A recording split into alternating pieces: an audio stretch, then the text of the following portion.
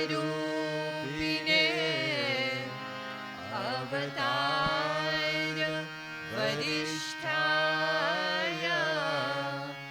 रामकृष्णाय ते नमः। जननीं शारदां देवीं रामकृष्णं जगद्गुरुं पादपद्मे तयोः श्रित्वा प्रणमामि मुहुर्मुहुः। नमः श्री यतिराजाय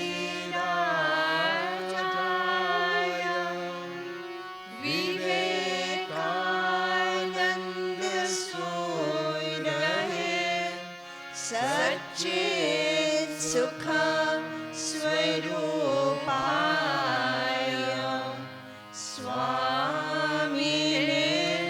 तापहारिणे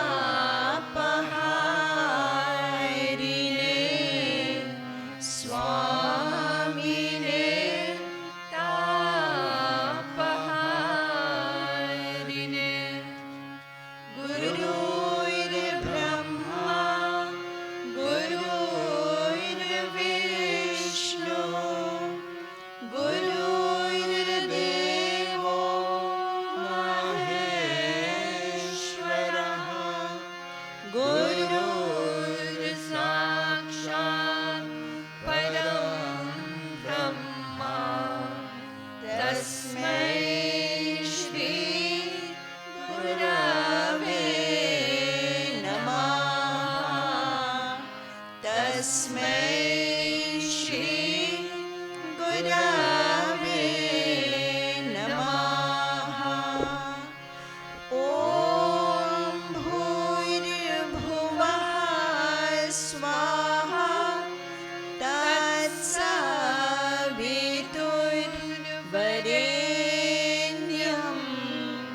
भर्गो देवस्य धीमहि धियो यो नः प्रचोदयात्। ॐ भूर्भुवः स्वाहा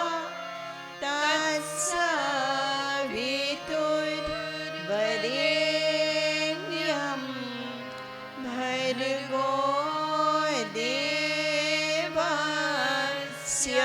धीमहि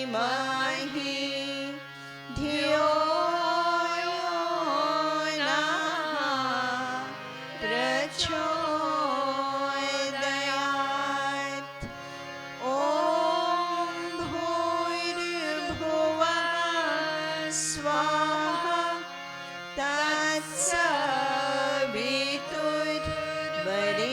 तत्सवितुर्वरेण्यं भर्गो देवस्य धीमहि धियो यो नः प्रचोदयात्। ॐ शान्ति शान्ति शान्ति। We'll all sing together the Maha Mantra, and then after Shirley will sing.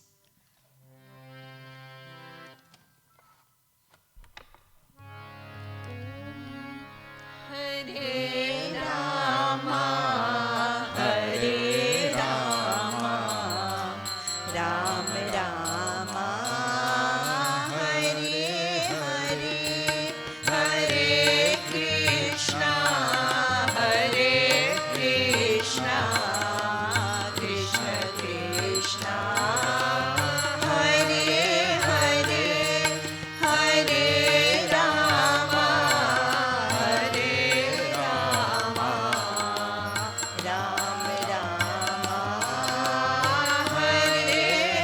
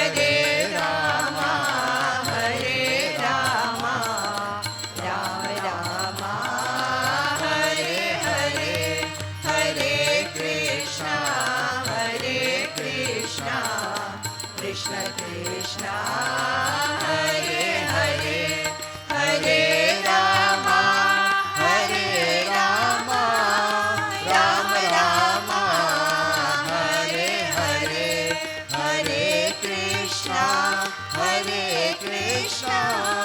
Krishna Krishna, Hare Hare, Hare Rama, Hare Rama, Rama Rama, Hare Hare, Hare Krishna,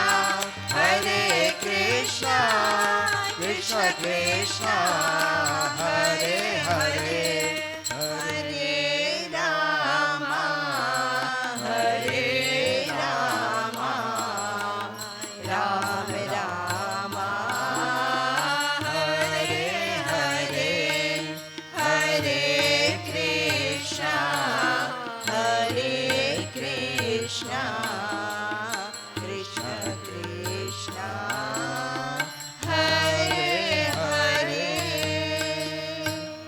Om Shri Ram Krishna Bhagavan ki jai, Pavan Sutta Hanuman ki jai, Shri Ambe Ambe Mat ki jai, Shri Krishna Kanhaiya Lal ki jai.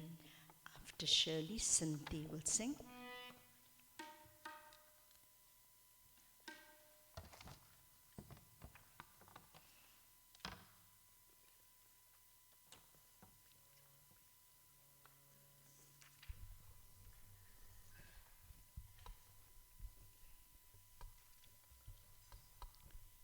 Page 122.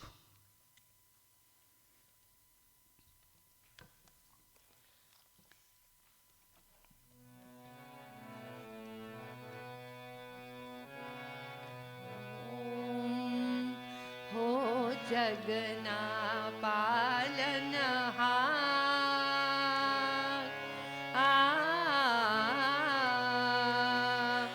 हो जगना पालनहार, મને તારો એક સહાયો છે. हो जगना पालनहार, मने तारो एक सहारो छे. हो જગના પાલનહાર, મને તારો એક સહાયો છે. તને પાડી રહ્યો ફૂંકાર, પવને તને પાડી રહ્યો ફૂંકાર, મને તારો એક સહારો છે. हो जगना पालनहार, મને તારો એક સહારો છે. हो जगना पालनहार, मने तारो एक सहारो छे. हो जगना पालनहार,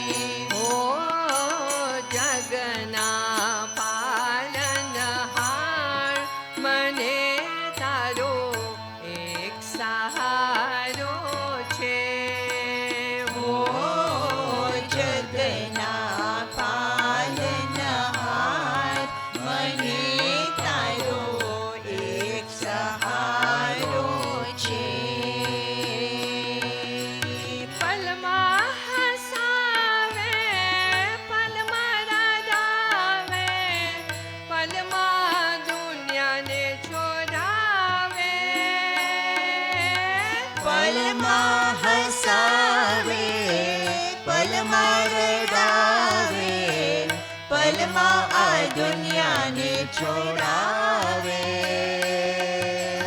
દયા કરો મારા દુઃખને હરો રે. દયા કરો મારા દુઃખને હરો રે. બંધુ દીનાનો કહાવે. હો બંધુ દીનાનો કહાવે. મારો એક જ તું આધાર.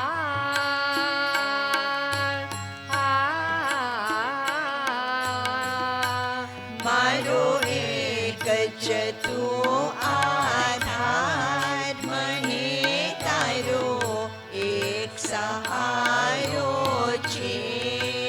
હો જગના પાલનહાર, મને તારો એક સહારો છે. હો જગના પાલનહાર, મને તારો એક સહારો છે. જગલે જગલે પગલે પગલે યાદ તારી આવે. ડગલે ડગલે પગલે પગલે યાદ તારી આવે. બાલક તારો તારા ભરોસે.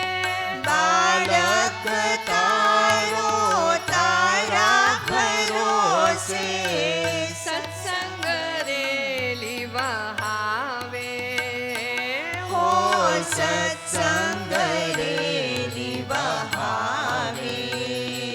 તું તાર જતારનહાર.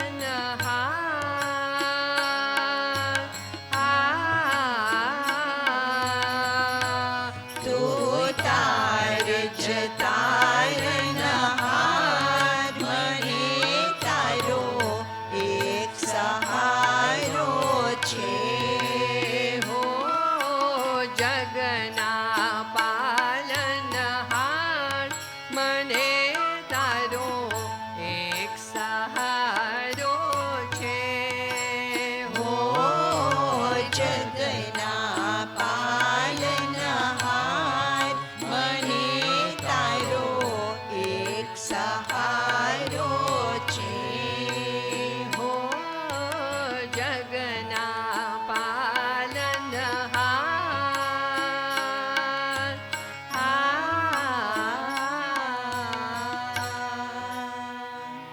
ઓમ શ્રી રામ કૃષ્ણ ભગવાન કી જય.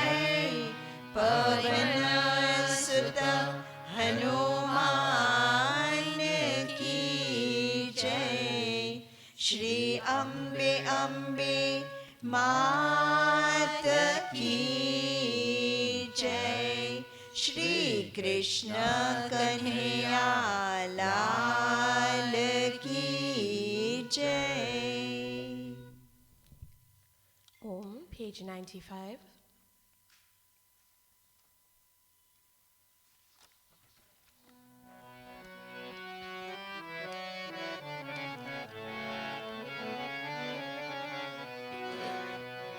Om, Paramapavana Krishna, Paramatmane Paripurna, પરમ પાવના કૃષ્ણ, પરમાત્મને પરિપૂર્ણ. Paramapavana Krishna, Paramatmane Paripurna, પરમ પાવના કૃષ્ણ, પરમાત્મને પરિપૂર્ણ. Karuna Gara Parindha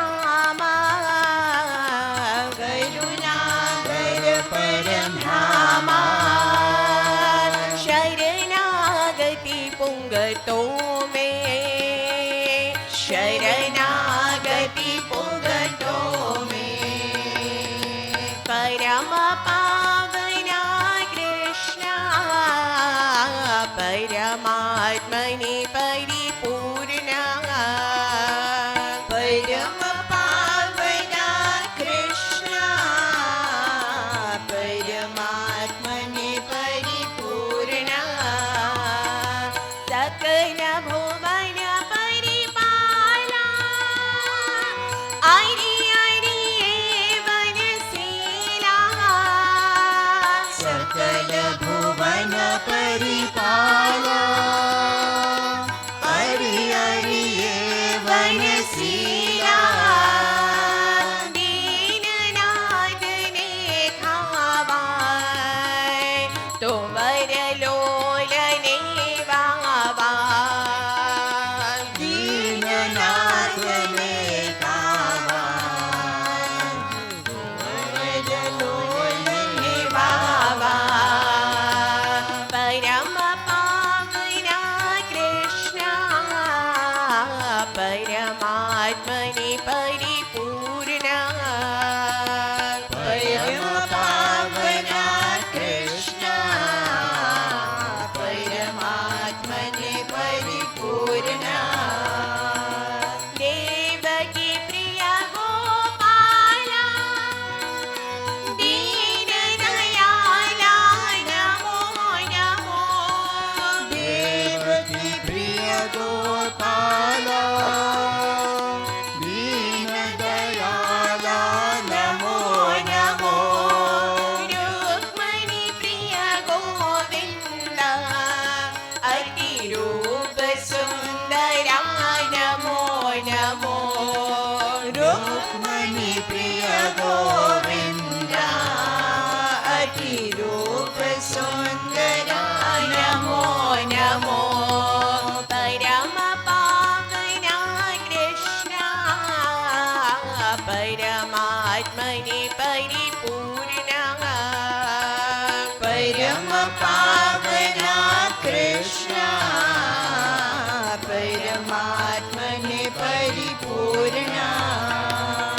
श्री हर वर मुरली मनोहर वाहन देवा नमो नमो। श्री हर वर मुरली मनोहर वानव देवा नमो नमो। गोकुल नंदन मोगन रूबन गोवर्धन नमो नमो। गोकुल नंदन मोदन रूपन गोवर्धन नमो नमो। परम पावना कृष्णा परमात्मने परिपूर्णा, परम पावना कृष्णा परमात्मने परिपूर्णा। करुणाकर परधामा, करुणाकर परधामा, शरणागति पुंगतों में, शरणागति पुंगतों में।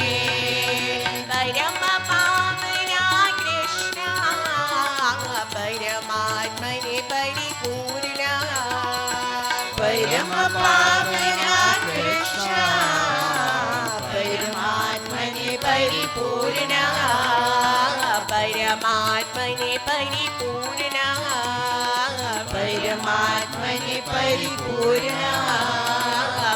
परमात्मने परिपूर्णा, परमात्मने परिपूर्णा। परमात्मने परिपूर्णा। ॐ श्री राम कृष्ण भगवान की जय। पवन सुत हनुमान की जय। श्री अम्बे अम्बे मात की जय। Shri Krishna Kanhaiya Lal Ki Jai. Her Holiness Revered Ishtaprana Mataji and loving devotees of Sri Krishna, Om Namo Narayanaya.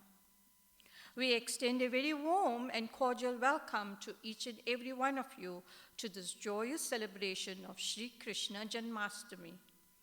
During this past week, we have been enchanted by Sri Krishna's wonderful leelas, vibrant songs, and the divine sound of the flute, which transported us to Sri Krishna's Vrindavan. This evening, we are blessed to receive an audio message from Most Revered Sri Swami Gautamananda Ji Maharaj, Vice President of the Worldwide Ramakrishna Math and Mission. We shall now listen to Most Revered Maharaja's message. My very dear devotees of South Africa, I am very glad that you are all celebrating the birthday of Sri Krishna, the Krishna Janmashtami, on 6th tomorrow. Anyway, Sri Krishna's birthday is celebrated in one day later also by some other schools of philosophers and devotees. That doesn't matter. Birthday of Sri Krishna is a very, very sacred day for all the Hindus all over India, all over the world. So I am glad I send my greetings and best wishes to all the devotees that attend the function in whichever place they can and celebrate the great event of the birth of Sri Krishna. As we all know, Sri Krishna's detailed life is there in the Srimad Bhagavatam, and Sri Krishna is full in Mahabharata also. But the Sri Krishna's life's full details are available in Srimad Bhagavatam. Some of the very important incidents of Sri Krishna can be remembered here. Number one is that Sri Krishna, as a child itself, he gave indication that he was an incarnation of God. So there is an incident where he went to the Gopi's house and then he was supposed to be stealing milk or butter, something, and he was caught red-handed. So that Gopi wanted to complain this one to his mother. She came to his mother's house and she found Krishna is there present. She was thinking that Sri Krishna is at her home, but she sees him in Yashoda's place also. So Sri Krishna gives an indication that is an all-pervading presence, is God himself. Similarly, his mother Yashodhara complains that you are eating clay or mud from outside the house. Why do you do that one? I am giving you all wonderful things to eat. People will think very bad about me. But he said, no, I have not taken any clay or mud. Then why? Your mouth is smeared with mud and clay. Why should anybody say? I can myself see. No, you may be seeing wrongly. If I have taken mud, something else will be inside my mouth also. I open my mouth and you see whether you find any mud. He opens his mouth and then Yashodhara and Yashoda sees the whole 14 worlds, the 7 worlds above, 7 worlds below, and this world of ours with all its hills and dales and jungles and everything, all when she sees the whole universe inside Krishna, she just was in a swoon, and then comes to know that child, Krishna is not the child, he is the Supreme Lord himself. Similarly, once he was grazing in the field, the cows, and he had his friends also with him, all the cows were grazing. Brahma wanted to just test that whether Sri Krishna, what powers he has. So Brahma, he hid all those cows in one cave. In the evening, when they were about to return, there was no cow at all available. Then Sri Krishna said, all right, let we people, cowherds, we came, let us return. Then he found no cowherd also. They have also been hidden in the same cave by the Brahma himself. Then Sri Krishna alone came. Then Brahma was thinking, now we shall see how will we. He saves himself from this situation. Then when Sri Krishna was about to enter Gokula, he himself became all the cowherds. He himself became all the cows. Then all the cows, they entered as usual, and the cowherds entered usually their house. Only difference was the people inside the house, they felt a terrible attraction to their children. So they could not explain. See, it is our children. Yesterday we never felt such great attraction as if we get attracted to a deity in a temple. Because it's a deity only has become like that. Similarly, the cows, etc., they were so much attached to their mothers because it was Sri Krishna himself as a mother. So days went by, months went by, full 1 year went by. Every day these cows go out and cows go out and cowards go out, they do their duties. Everything is going normal. Then, Brahma looks down and finds they are as happy as they were. What has happened when he comes down? See, whole village is full of the same cowherds and cows. They are all intact in spite of his hiding them in the. Then Brahma's vanity was dashed. So he came and fell at the feet of Krishna and apologized. Similarly, Indra was also very proud. So Indra used to get a puja or a worship through the devotees of Gokula and Vrindavan. They would go to a place called that hillock, Govardhana hillock. So that Govardhana hillock, they used to worship Indra. And once in a year they used to do that.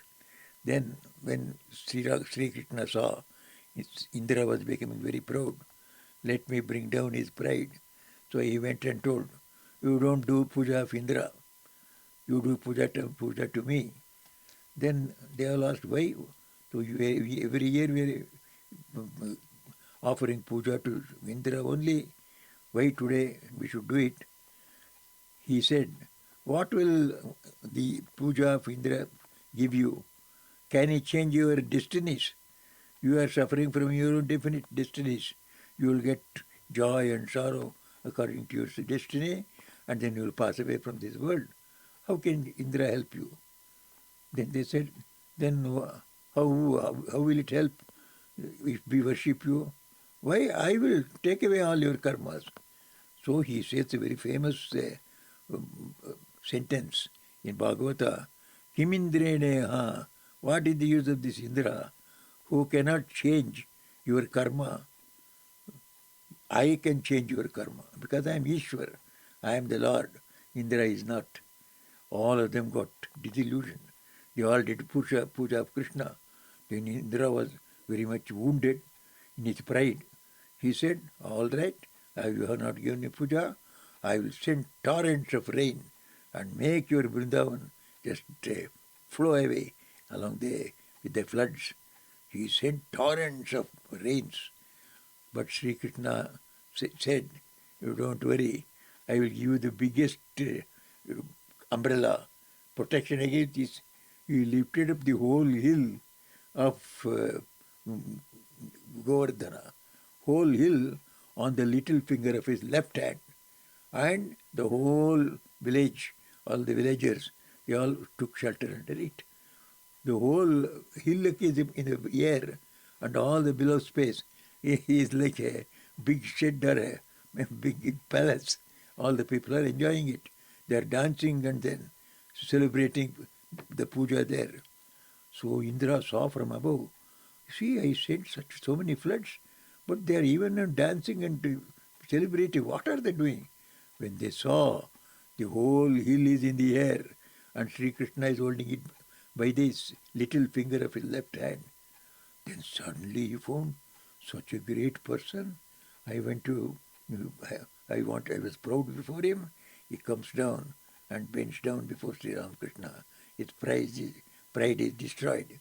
Then Sri Krishna says, whenever I want to drive away the pride from somebody, I snatch away all his glories.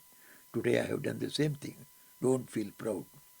So these are all great instances where Sri Krishna, just like a play, teaches great truths of philosophy, great truths of life, that we must be free from pride.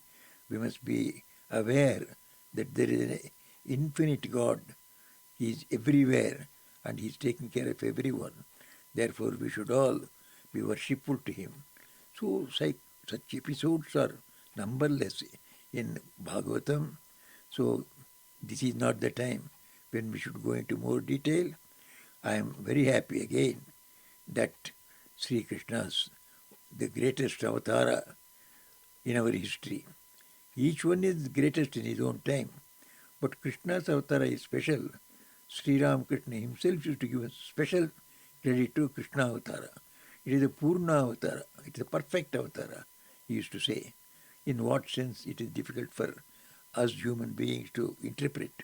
But Sri Krishna has a tremendous appeal all over the world, to all over the other religions also. So today, on the day of the birthday of Sri Krishna, let us all rejoice that we had the privilege as human beings to have him amidst us and get the details of his life and teachings through this sacred text of Srimad Bhagavatam and others. So let us offer our pranams, offer our obeisance to the Lord who came as Sri Krishna, and may we pray that He blesses all for a long life, a healthy life, and a life full of devotion, strength, and emancipation, redemption, and enlightenment. Jai Hind, Jai Ram Krishna, Jai Sri Krishna.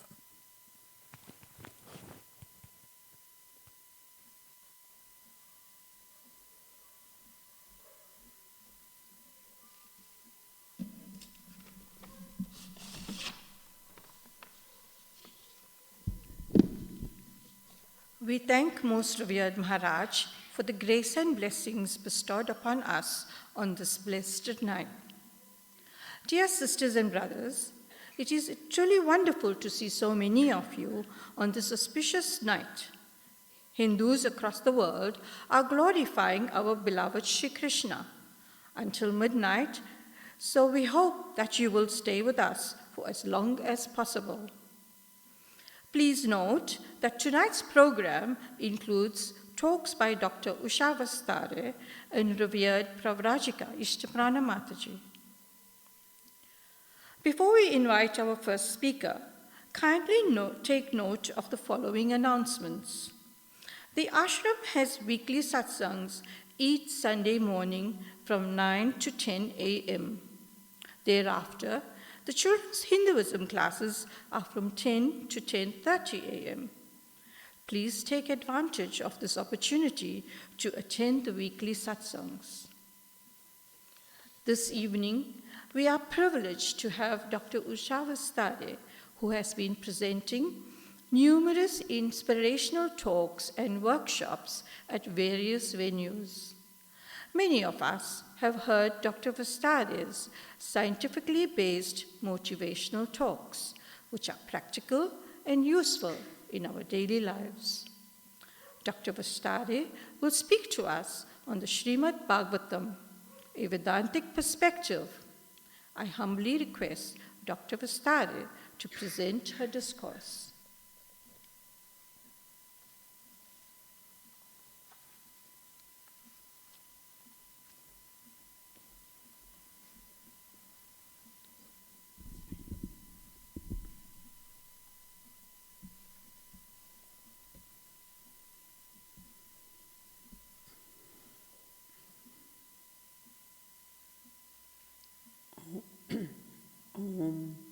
स्थापकाय च धर्मस्य सर्वधर्मस्वरूपिणे अवतारवरिष्ठाय रामकृष्णाय ते नमः. My loving pranams at the feet of Holy Trio. My loving pranams to Mataji, and my loving pranams to devotees who are also seekers of knowledge.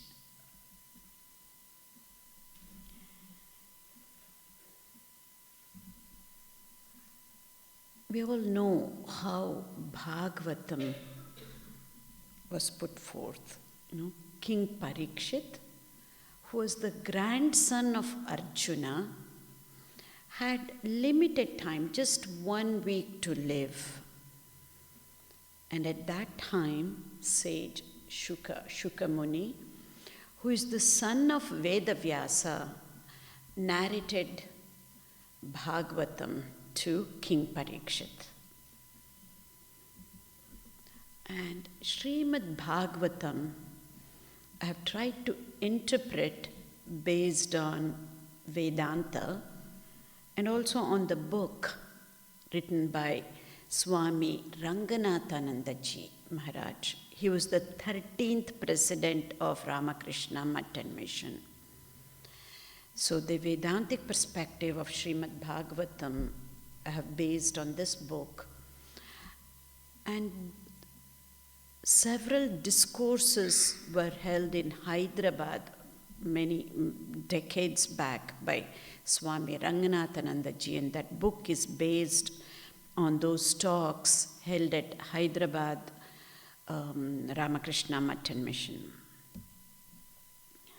So the interpretation of Srimad Bhagavatam, actually, as you mentioned, it's for implementation purposes in our day-to-day lives.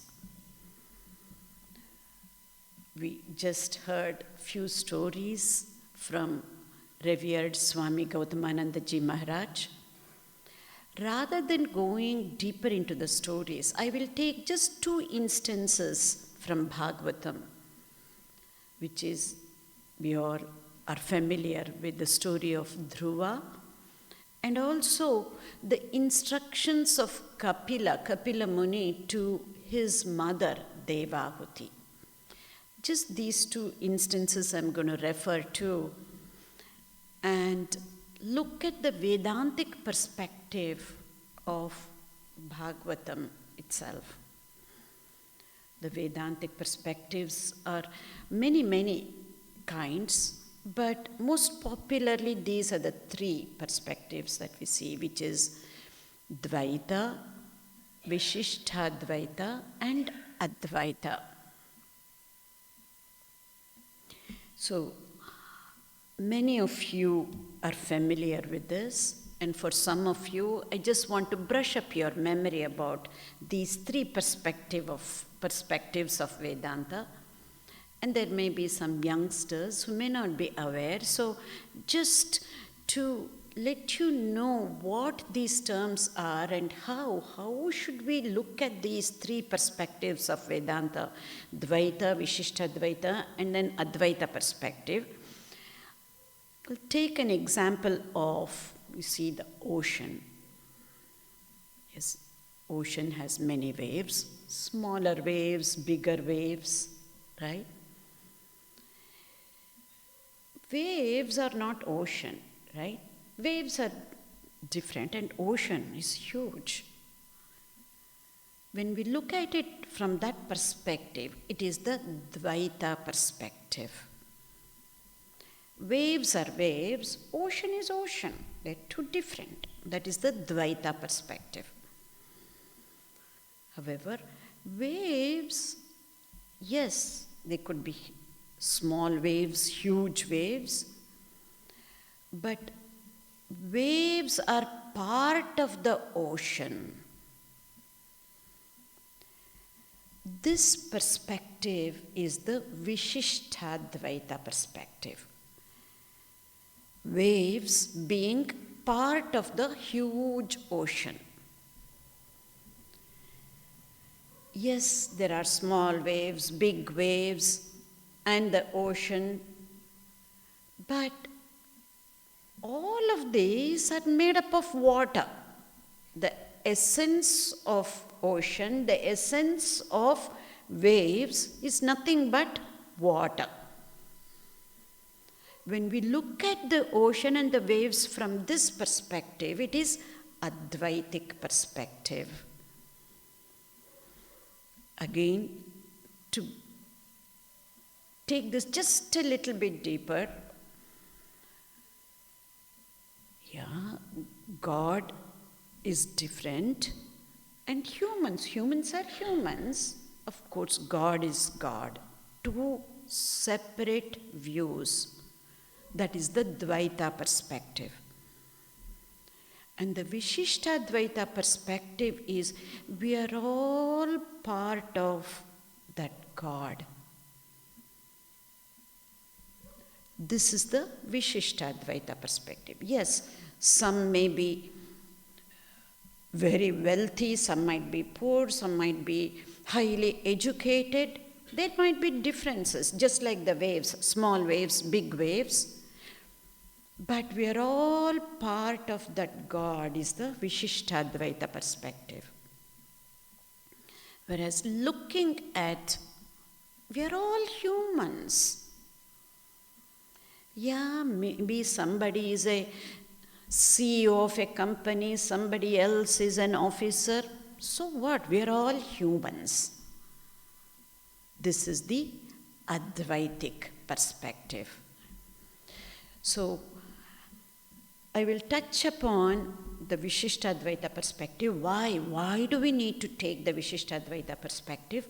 But we certainly need to know the highest, which is the Advaitic perspective. So we're going to look at Bhagavatam, especially those two instances of Dhruva and Kapila's instructions to his mother Devahuti from these two perspectives, Vishishtadvaita and the Advaitic perspective. We are all familiar with Dhruva's story. Dhruva was the son of King Uttanapada, and he had two wives, Suruchi and Suniti. Dhruva was the son of Suniti, but the king had more favoritism to Suruchi and her son. Dhruva was a young lad. He was pining and yearning for his father's love, which he did not get. So he was hurt. And at that time, Suruchi said, "You can't come and play with your father. You should be born as my son, then only you will get the privilege." She chided the young Dhruva. And if you want to get that love of your father, then go pray Narayana, get a boon from him, and then you come back and then you can be born from me, and then you will be able to get your father's love. Yes, Dhruva was extremely hurt. He went to his mother Suniti, and Suniti also said, "Yes, she's right. The only way out for you is to go pray for Narayana. And the young lad, Dhruva, goes to the forest, and on the way he meets Narada, and we know how Narada tests Dhruva, all of that, but Narada also gave a mantra to Dhruva, and Dhruva goes into the forest, starts his penance, tapas on Narayana. See, the young lad, Dhruva, goes into the forest as praying to Narayana, thinking Narayana is the boon giver, right? That is that Dvaita perspective. He just wanted boon from Narayana, so he goes into the forest, a young lad. And then when he starts doing the penance and tapas, he sees Narayana in his heart. And then he closes his eyes and then he is totally immersed in the tapas. And Narayana comes in front of Dhruva. Dhruva does not want to open his eyes because he is seeing Narayana in his heart. And Narayana had to touch Dhruva's cheek with his shankha, conch. And then Dhruva opens his eyes and sees Narayana in front. How do we take this? What does he represent? The symbolism of Dhruva. He goes as a lad, thinking God is a boon giver, and then he sees God in his heart and sees God in front, which also means wherever he sees Narayana. From Dvaita perspective to Vishishta Dvaita perspective to Advaitic perspective, that is how Dhruva sees Narayana. So, we only know Vishwarupa Darshana in Bhagavad Gita, right? The description of Vishwarupa Darshana. What Dhruva sees Narayana in front of his eyes and see Narayana everywhere is nothing but Vishwarupa Darshana also. Another way of looking at it. So, Dhruva, as a young lad, goes from that knowledge of duality to non-duality. It's profound, right? From a young lad, he becomes a jnani. From the duality perspective to the non-duality perspective. That is the symbolism of Dhruva's story. We will keep that. Let's go to the next incident of Kapila's instructions. Kapila Muni, he gives instructions to his mother Devahuti. He was going to leave his mother, go into the forest to do tapas and penance and not come back. And at that time, mother asked, at least give me some instructions, Kapila, she asked her son. And at that time, Kapila gives instructions to his mother, Devahuti, saying that, you know, mother, yes, God has to be worshipped in the temple, in the images. Yes, that is true. But we should not limit worshipping God only in the temple and only in the images. We also have to worship God in the hearts of each and every one. This was the instruction Kapila Muni gives to his mother before he goes. And later on, this Kapila Muni is the one who expanded what we now know as Sankhya Yoga. Sankhya Yoga depicts the dualistic approach. But this message, what he gave to his mother, again represents the Vishishtadvaita and the Advaitic perspective. And the same message, not just seeing God in your heart, but also serving God in everybody, is what our Master Sri Ramakrishna has given us. Shiva Jnane Jiva Seve. And not only that, he also says, and which is again said by Swami Ranganathanandaji too, whatever Master has said. What is that? Do you think you can only see God with closed eyes when you meditate? You should be able to see that God with eyes open. It's really, really profound message. So, Kapila's instructions is a very unique discovery of Upanishads. So what we read in the Bhagavad Gita and later on in the Bhagavatam is nothing but the Upanishad message. As kids, we have been brought up with these stories of Bhagavatam, and they are so endearing to us. We want to listen to the stories again and again. And we also need to know the symbolism of each story so that our bhakti gets deepened. Only when we know the symbolism and significance of each and every one of this Bhagavatam story, only then our bhakti will deepen even more. So the same message of Upanishads, later on it got developed by both Bhagavad Gita and later on in the Bhagavatam and even more later on in the Ramayana and Mahabharata, which come under Itihasa. So what are the instructions of Kapila? He talks about two concepts. How can you see God in the hearts of each and every one? He just uses two words which is very powerful.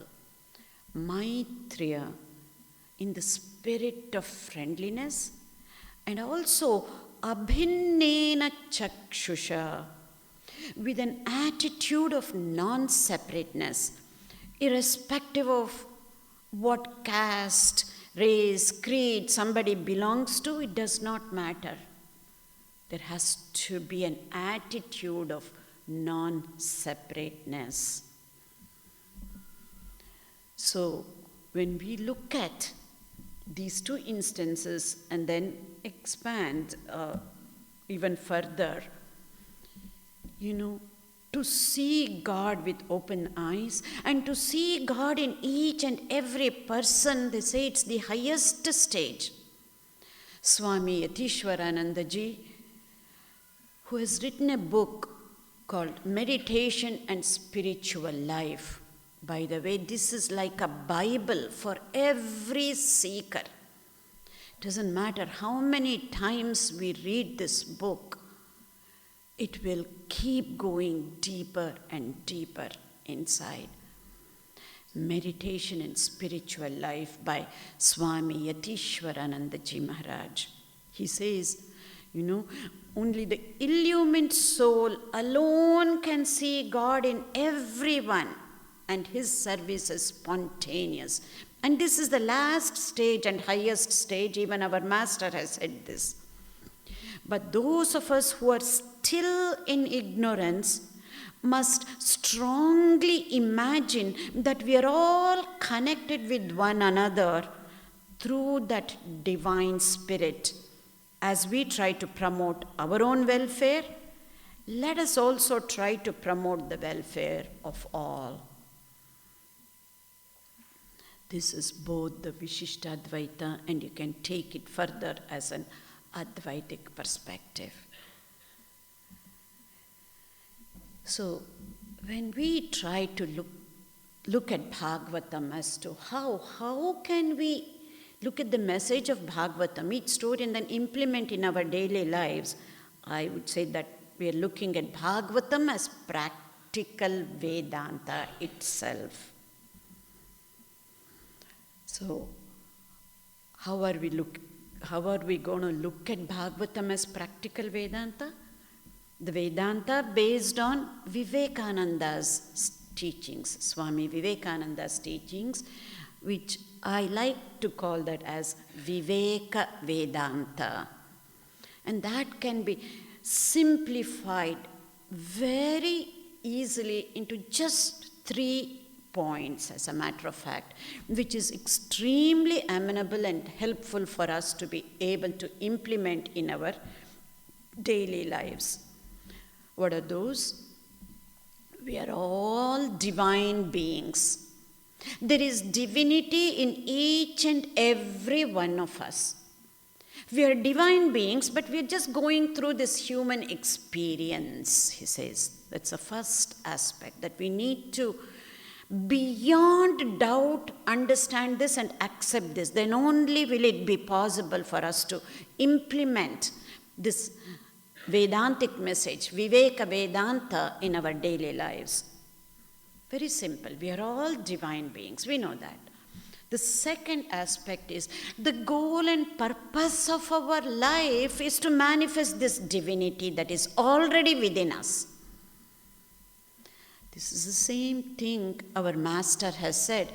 The goal of life is God realization, right? Very simple. But Swami Vivekananda has said it in a little different way. It makes it even easier for us to implement this in our day-to-day lives. So the goal and purpose of human life is to manifest this divinity that is already within us. And the third point is the goal and purpose of each and everyone's life, whether we know it or not, is to help manifest the divinity in others also. Very simple and straightforward. We're going to see how are we going to look at this. And Vivekananda's contribution to the society, to humanity, is this, that practical nature of Vedanta. In West, it is usually called Neo-Vedanta, not as much as in India, but in West, it is termed as Neo-Vedanta, but I would like to call that as Viveka Vedanta. And we know how are we going to do this is, again, looking at the essence of Bhagavatam based on the 4 yogas, which is the emblem of Ramakrishna Mutt and Mission. We are familiar with that. And how do we integrate these yogas, 4 yogas, samanvaya of the 4 yogas? We know those 4 yogas are. The Bhakti Yoga being represented by the lotus in the emblem, Raja Yoga by the coiled serpent, Karma Yoga by the wavy waters, and Jnana Yoga by the rising sun. We know this, but I would like to represent this same emblem for us to understand and to help implement in our daily lives in a little different manner, as though it is like a temple, right? What is the foundation? You see, Bhakti Yoga is the foundation. Raja Yoga, another foundation, and the 2 pillars as Karma Yoga and Jnana Yoga, when all these are combined, then it becomes Jnana Mishrita Bhakti, ultimately leading to Ahaituka Prema. Yes, but how do we implement that? Let's go a little bit deeper into this model of integrating the 4 yogas. Why should Bhakti Yoga be the foundation? Again, whether we know it or not, you know what? Nobody can teach us Bhakti. And nobody need not teach us Bhakti, because Bhakti is innate within us. We are born with that love. However, Bhakti can be taught to purify that Bhakti, or how to nurture that Bhakti we need to be taught. How to purify that Bhakti we need to be taught. But Bhakti is the foundation. It's not even the foundation. Some of very senior Advaitic monks will even go to the extent of saying Bhakti Yoga has to be the foundation, not even a separate path. Whichever path you take, Bhakti has to be the foundation. Why make Bhakti as a separate path? That has to be the foundation for Raja Yoga, for Karma Yoga and Jnana Yoga, some of the senior Advaitic monks even say this. So whether we know it or not, but if we know this, it will be very empowering to us. And that is how we can actually deepen the bhakti and purify the bhakti and nurture this bhakti. So Bhakti Yoga is the foundation. The next foundation is the Raja Yoga. That means we need to train our minds. It can either be Raja Yoga or even Karma Yoga. In fact, both of these, Karma Yoga and Raja Yoga, can be the foundation. When we have trained our minds to a certain extent, and when we have purified the minds through Karma Yoga to a certain extent, then we will be eligible for the path of Jnana Yoga, which could be the pillars of that building or the temple. It is not each one is a separate path in itself. We have not realized this. It's not that we can choose one path over the other. It's an oversimplification. For us to understand, we need to think of it in separate ways. But whether we know it or not, all of this, all the time, it is integrated in our lives. We don't know that yet. When that gets integrated, the acme or the peak that we see is nothing but ahaituka prema. At that stage, there is no difference between bhakti, jnana, karma, none of that. All those differences get dissolved. Just pure love remains. And that is what the scripture Srimad Bhagavatam talks about, and it emphasizes that pure bhakti, which our master usually calls that as ahaituka prema. So how do we implement that? Again, Swamiji has given very easy formula, right? Head to think, heart to feel, hands to work. Then how? How do we use this?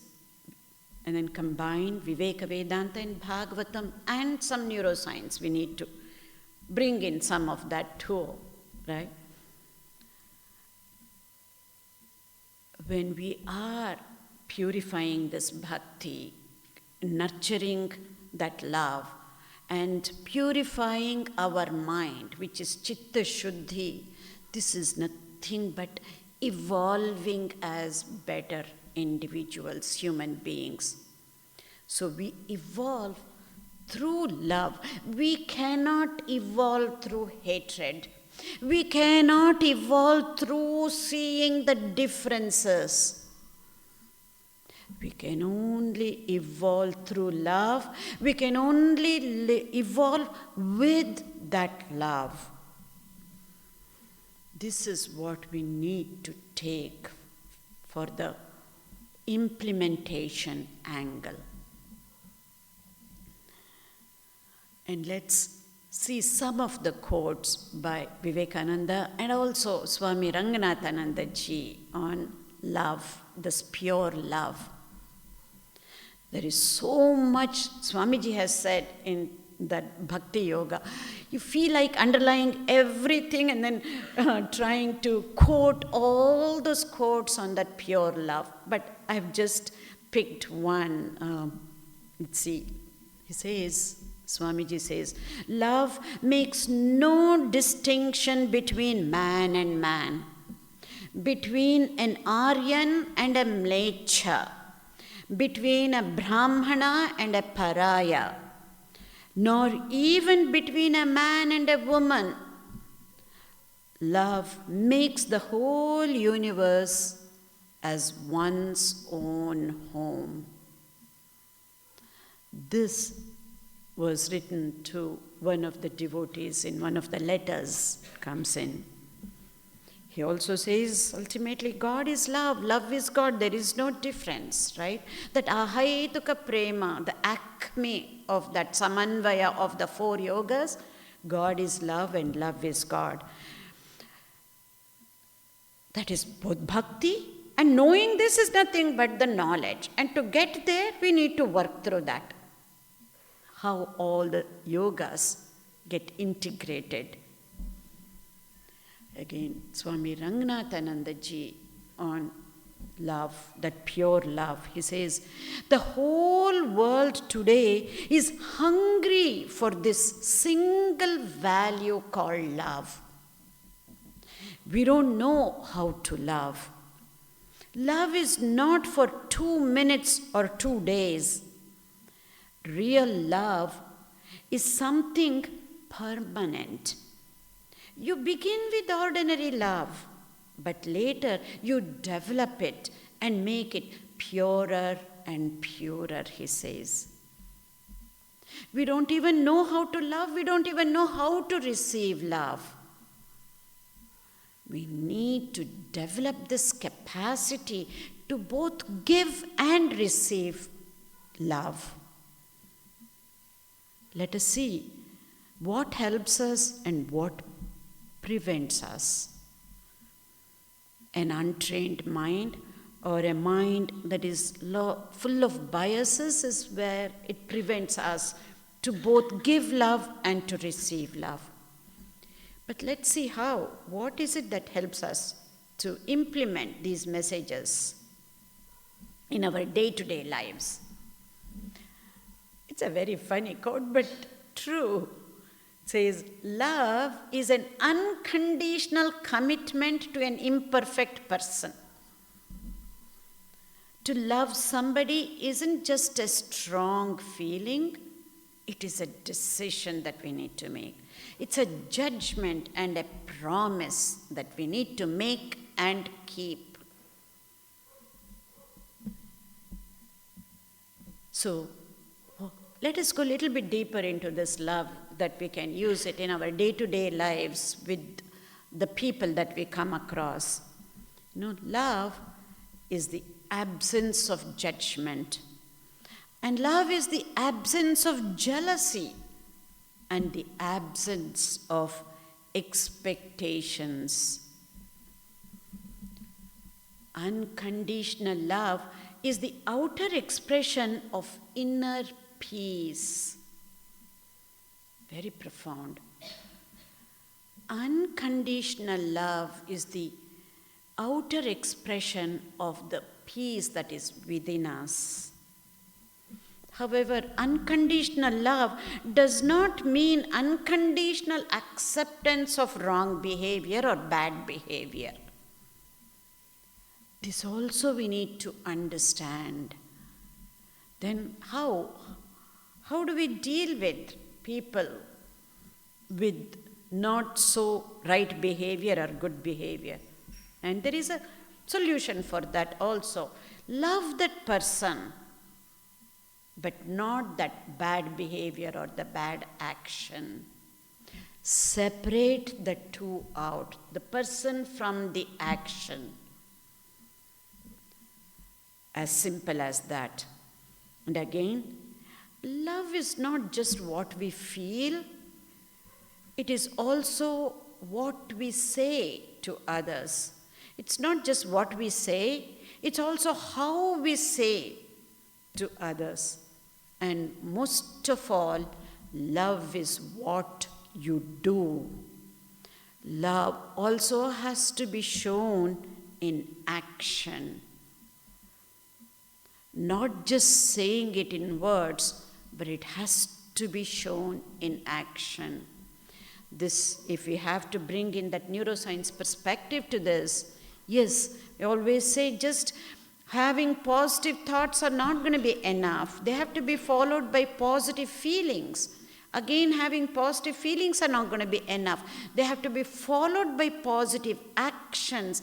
Then and only then, long-lasting changes in the very structure and function of the brain can happen, which can lead to changes in our lives. So, just thinking in a loving manner, feeling is not going to be enough. It has to be shown through actions. So what do I mean by that? All of this was done in an emotional way. So from the heart, let's move to head and understand from a cognitive perspective. Until now it was kind of emotional perspective. So if I ask somebody, or somebody sees me, and then if somebody asks, who is this? I don't know this lady, she's a stranger, is what we usually would say, right? If you are meeting somebody for the first time, that is what you say. I'm meeting that person for the first time, I don't know, he or she is a stranger. Is that the way to look at it? Or who I am and who you are should be based on the divinity that is present within us. That is the usual way we say, just give a name or say somebody is a stranger, or how we are related to each other. Can we start practicing to see the divinity in the other person too? Yes, may not be for this crowd because you've been associated with this Sarada Ashram here. I see for many of you, it comes easy, the way with the association with Mataji. For some of you, it comes very easily to see the divinity in somebody and to serve. But to remember this all the time, and to be able to practice, that is the key. Then the question arises, yeah, it is easy to say, we understand it intellectually, but is it humanly possible to do this all the time? That question naturally arises. And I say again, yes, it is possible because we have the cerebral capacity to do that. And in Bhagavatam, it says, Brahmavalokadhishanam, which means only humans have the cerebral capacity to understand Brahman, or to understand that we have the divinity within us, and to understand that same divinity is in each and every person. So we have that cerebral capacity, that is what I say in a scientific way, and Bhagavatam says, Brahmavalokadhishanam. It has been said thousands of years back, right? So what is that cerebral capacity? We can think, we can feel, and we need to behave. That we have the divinity within us, and the same divinity is also in others too. Is it possible to behave? 90% of our actions and behaviors are driven by emotions. Those emotions which come from the lower center of the brain, which I usually say, which we share it with other animals. A function of it is very similar even in other animals. We say our behaviors are driven by emotions, whereas in animals we say these are instincts. Those emotions in an untrained mind is nothing but instinct. However, the same emotions and feelings, if they are driven, if our actions are driven by our feelings in a trained mind, that is how it should be. Then it is not an instinct like we say, as we see in animals, but in an untrained mind, if our behaviors are driven by emotions, that means, untrained mind, we have so many of the biases, cognitive biases, negative biases. In humans, in an untrained mind, it is innate. However, as we train our minds, as we become aware, of ourselves, our own biases, and change that, and then make that as a habit, then those actions might come from the lower center, but it has been trained, not because of instincts. So when that happens, we train by using our discerning power. And this is the difference between the behaviors driven by emotions in humans in an untrained mind, or our behaviors driven, not our behaviors, any behavior driven by instinct in animals. It's one and the same. So, knowing this, what is it that is going to help us? I just mentioned about the self-awareness here, but there's so much more that we have as humans. We have many of the human qualities that will help us so that our behaviors are driven both by logic and even more by our discerning power. And let's see what those human qualities are that will help us. One of the foremost things is that we have immense potential in our brain and in our mind. We're going to see what the qualities of the mind is, but the immense potential of the brain, that we need to use that is through that process of neuroplasticity, which means all those unwanted habits that we need to get rid of through a process of pruning, which is again neuroplasticity, all the negative unwanted ones. Whereas all the good habits that we need to train ourselves, and to put that with complete self-awareness, again through the process of neuroplasticity, because we have that potential in our brain. Each and every one of us has that cerebral capacity. But what are the powers of our mind? Let us look into that. That will help us to manifest this divinity both within us and in others. Power of imagination. No other animal has this imagination power, whether we know it or not. In other words, if we close our eyes during meditation, we bring the image of our master, and then we can hold it for whatever, several seconds, several minutes, some people much longer as we train, that we are imagining, seeing that image within, that no other animal is capable of doing this. It's a very powerful quality that we as humans have. And we have the power to overcome our instincts, unlike animals.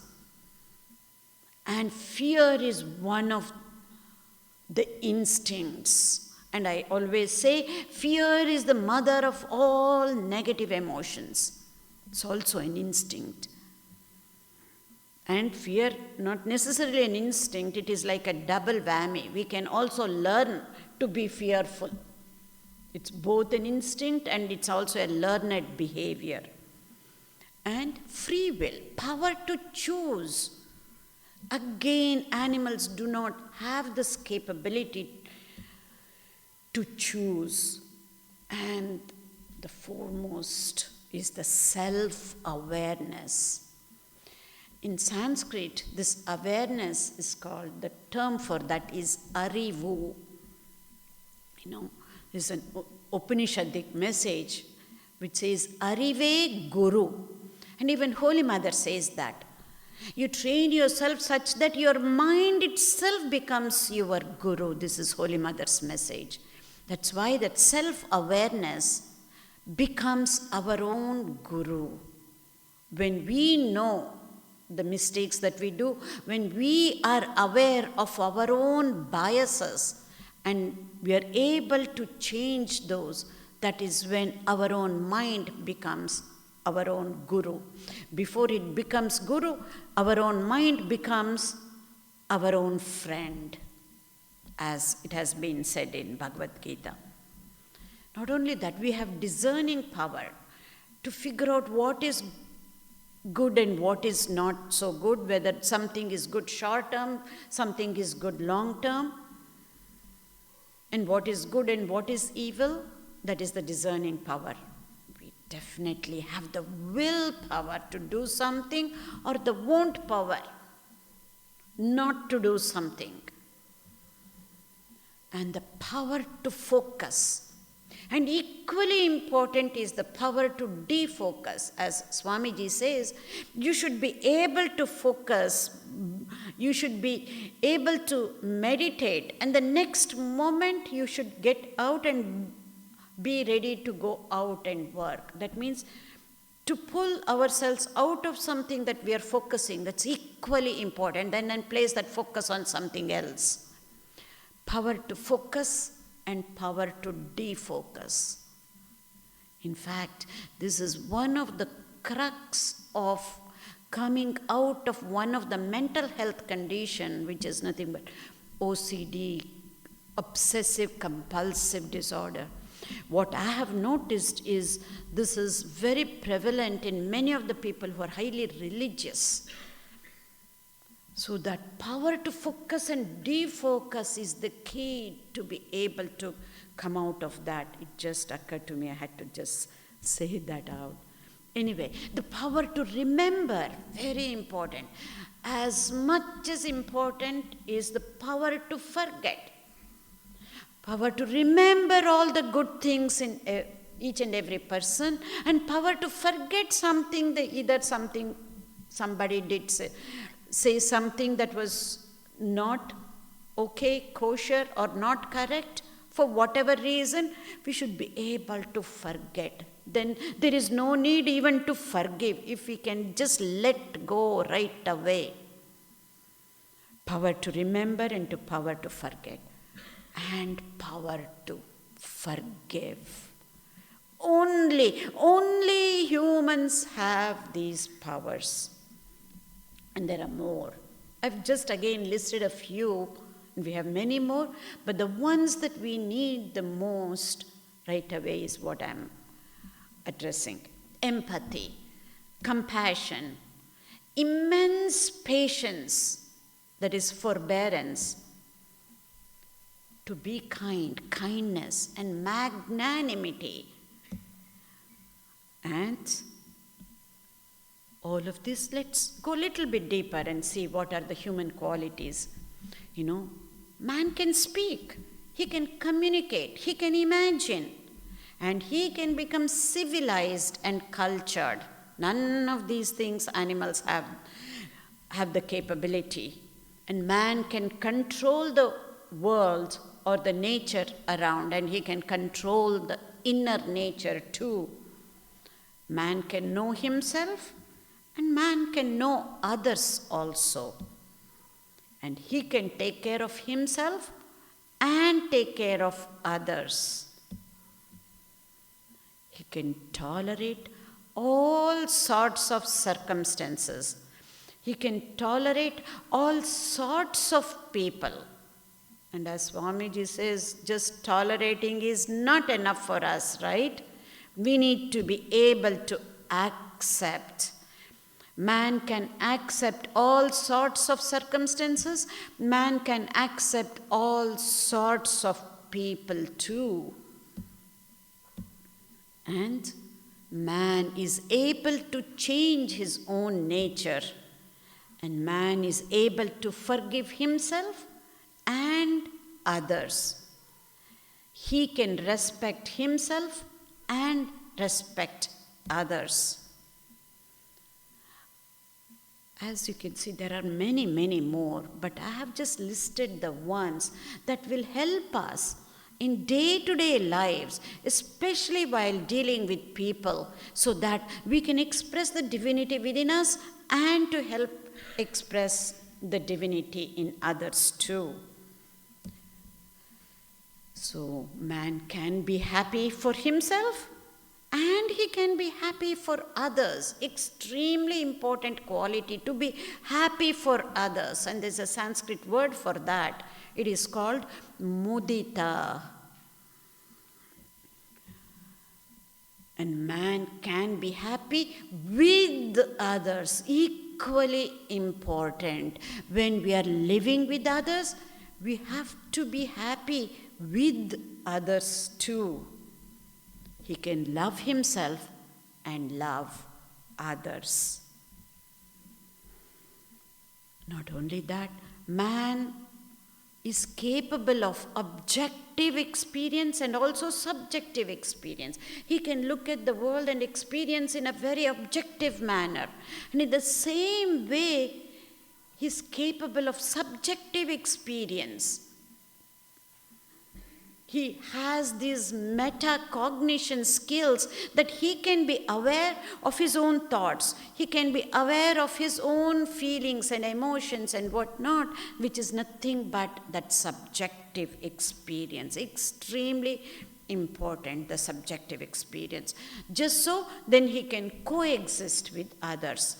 Not only coexist, then he can live in a cooperative manner with others. Not only live in a cooperative manner, but also collaborate with others. And not only coexist, cooperate and collaborate with others, but he can also evolve along with others. Evolve himself and evolve with others. This is how we need to be able to implement these human qualities that we have so that we can manifest this divinity within us and with others. So to conclude, we've taken that essence of Bhagavatam, combined it with Viveka Vedanta perspective, used some neuroscience concepts to implement this in our daily lives, so that we can evolve with love and through love. And that is what I call as practical Bhagavatam, evolve through love, and the final message of Swami Vivekananda, which says, love is God, God is love. Thank you.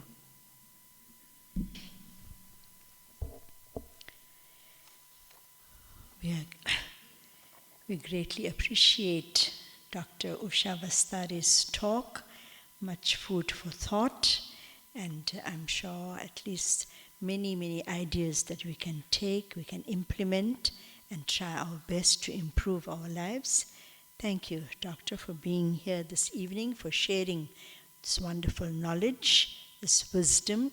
And may I please remind everyone that on the week of the 18th of September, that is not next Monday, the following Monday on Ganesh Chaturthi day, Ma will be coming here to give the talk and stay here from that Monday to Sunday.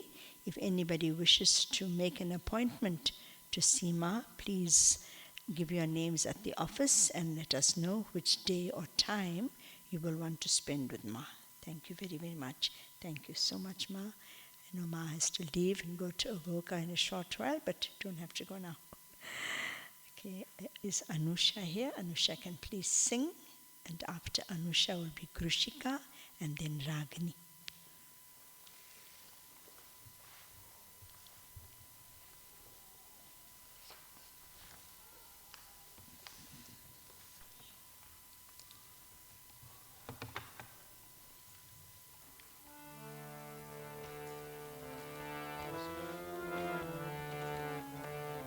Page 77.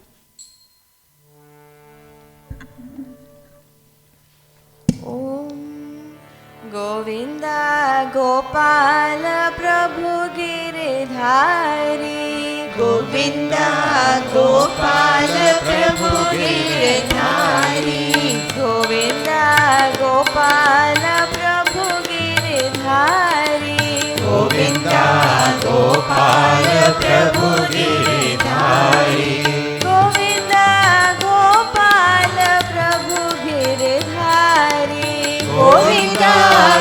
Gopal प्रभु गिरधारी गोविंद गोपाल प्रभु गिरधारी गोविंद गोपाल प्रभु गिरधारी गोविंद गोपाल प्रभु गिरधारी गोविंद गोपाल प्रभु गिरधारी गोविंद गोपाल प्रभु गिरधारी गोविंद गोपाल प्रभु गिरधारी नंद कुमारा नवनीत चोरा नंद कुमारा नवनीत चोरा नंद कुमारा नवनीत चोरा नंद कुमारा नवनीत चोरा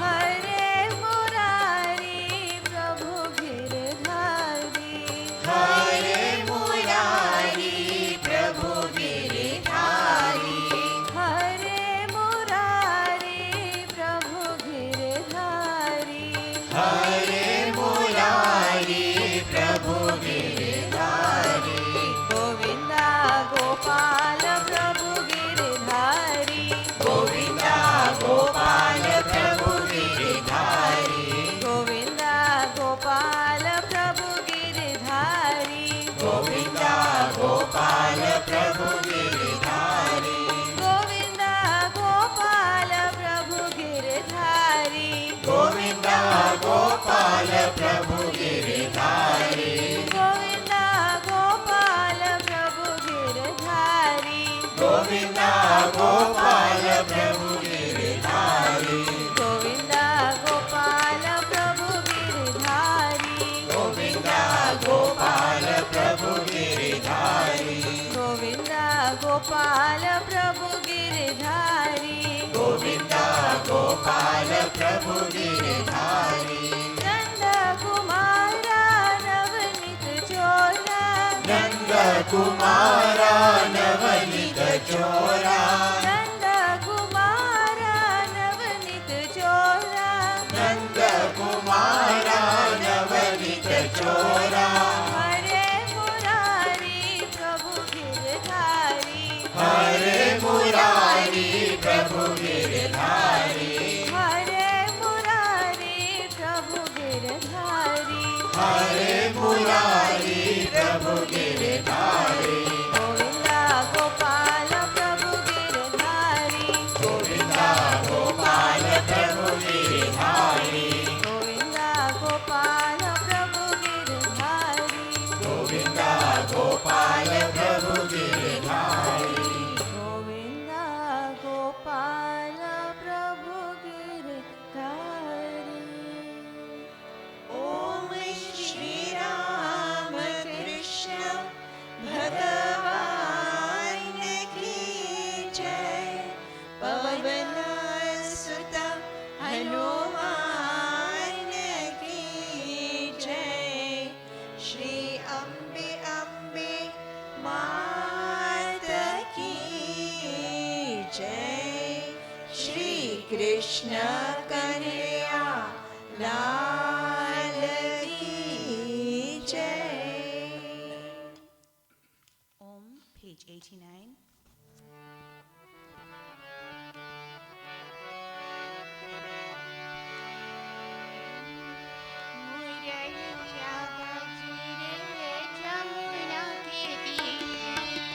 मुरलिया बाजे रे जमुना के तीर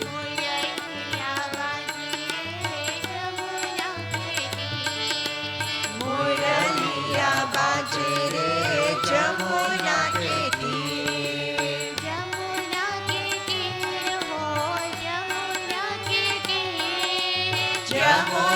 के तीर हो जमुना के तीर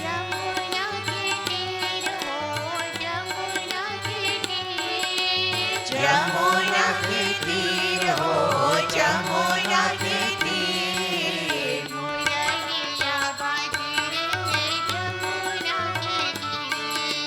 मुरलिया बाजे रे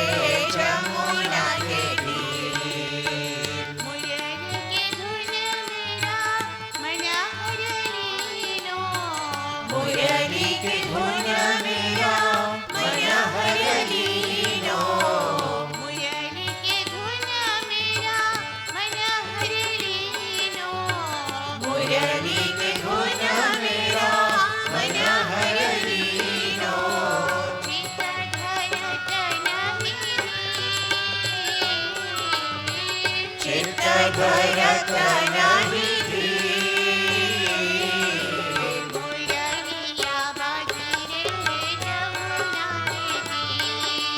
मुरलिया बाजे रे जमुना के तीर कारो कन्हैया काली कमरिया कारो कन्हैया काली कमरिया कारो कन्हैया काली कमरिया कारो कन्हैया काली कमरिया कारो कारो जमुना पुनी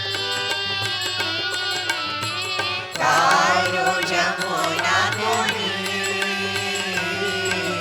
मुरलिया बाजी रे जमुना के तीर मुरलिया बाजे रे जमुना के तीर मीरा के प्रभु गिरिधर नागर मीरा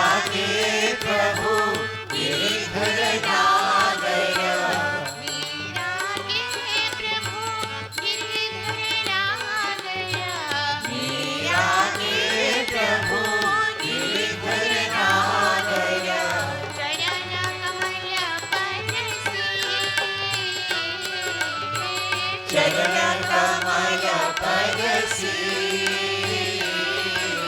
मुरलिया बाजे रे जमुना के तीर मुरलिया बाजे रे जमुना के तीर जमुना के तीर हो जमुना के तीर जमुना के तीर हो जमुना के तीर मुरलिया बाजे रे जमुना के तीर मुरलिया बाजे रे जमुना के तीर मीरा के प्रभु गिरिधर नागर मीरा के प्रभु गिरिधर नागर चरण कमल परसी चरण कमल परसी मुरलिया बाजे रे जमुना के तीर मुरलिया बाजे रे जमुना के तीर मुरलिया बाजे रे जमुना के तीर मुरलिया बाजे रे जमुना के तीर मुरलिया बाजे रे जमुना के तीर ओम श्री राम कृष्ण भगवान की जय पवन सुत हनुमान की जय श्री अम्बे अम्बे मात की जय श्री कृष्ण कन्हैया लाल